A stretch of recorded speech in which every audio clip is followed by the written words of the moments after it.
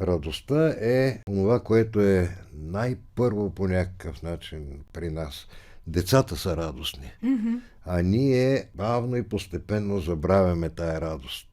Виждали ли сте деца, малки дечица, аз съм следял и съм замислял. Ходят, размахват ръчички, тичат ту насам, ту натам, без да е ясно защо насам, защо натам.